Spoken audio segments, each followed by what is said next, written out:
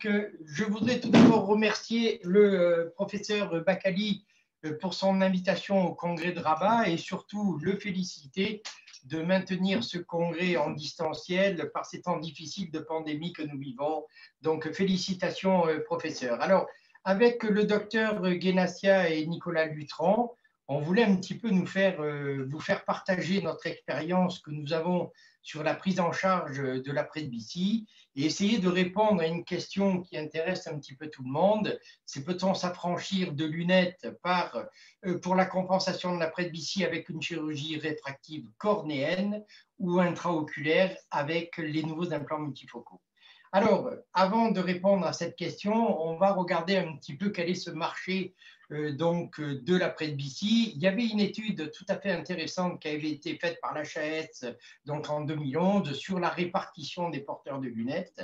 Et on pensait qu'en France, il y avait à peu près 26 à 30% de la population qui était presbyte, ce qui représente à peu près 20 millions de personnes. Alors 20 millions de personnes, c'est beaucoup, mais sur le plan de la démographie, on sait qu'on a un pays vieillissant. En Europe, c'est 650 000 nouveaux presbytes chaque année et 1780 presbytes qui arrivent par jour sur le marché.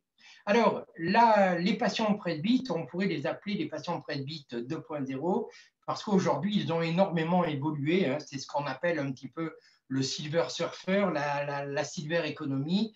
On s'aperçoit qu'aujourd'hui, 10 millions d'internautes français ont plus de 50 ans et que 70% des plus de 50 ans ont un ordinateur. Donc, on peut présager effectivement le besoin en vision de près qui est toujours grandissant chez ces patients. Alors, on rappelle brièvement un petit peu le fonctionnement de l'accommodation. On sait que sous l'action du relâchement du muscle ciliaire, le cristallin va se globuliser et il va modifier sa face antéro-postérieure pour en augmenter son pouvoir optique et nous donner la netteté à toute distance avec chaque fois cette mise au point. Donc, c'est un beau fonctionnement, en tout cas, versus une petite caméra. Peschereau avait bien démontré aussi donc la régulation schématique globale de l'accommodation dans laquelle intervenait le flou rétinien, la distance de la cible, la disparité des images. Tout ça permettait d'entraîner la triade accommodation, convergence, myosite, ainsi que la compensation des aberrations internes et cornéennes qui permettait de donner une qualité visuelle. Alors, si on va plus loin un petit peu et qu'on s'interroge sur les stimuli qui déclenchent l'accommodation, on va voir que c'est un petit peu plus compliqué de trouver donc une explication. Quand on regarde un petit peu la littérature, on s'aperçoit que personne n'est réellement d'accord. Est-ce que c'est le flou rétinien? Est-ce que c'est l'aberration sphérique? Est-ce que c'est l'astigmatisme, les aberrations de haut ordre, etc.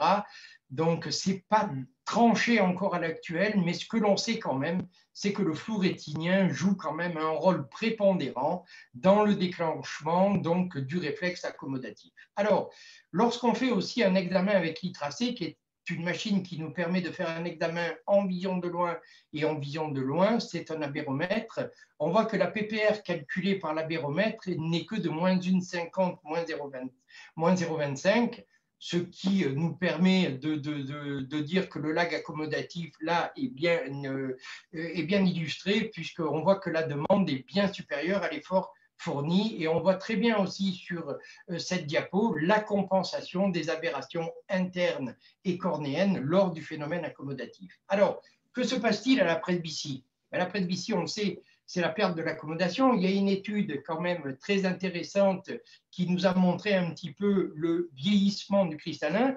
On sait que c'est un tissu ectodermique, on sait qu'il grossit de 20 microns par an et on sait aussi que regardez son poids, c'est assez intéressant, 90 mg à la naissance pour finir à 240 mg à 80 ans.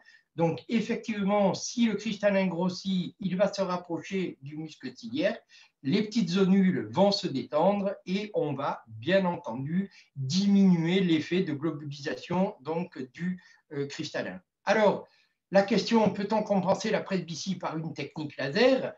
J'aurais envie un petit peu de dire oui, quand on voit un petit peu les opinion leaders du marché, ils se font opérer aujourd'hui. Ici, on voit Dan Reinstein, l'anglais, qui s'est fait opérer en avril 2018 par donc, la technique ZEISS du Laser Blended Vision, Hein. On voit aussi notre ami Charles Guénassia, hein, qui s'est fait opérer en mars 2007 hein, avec l'Alcon.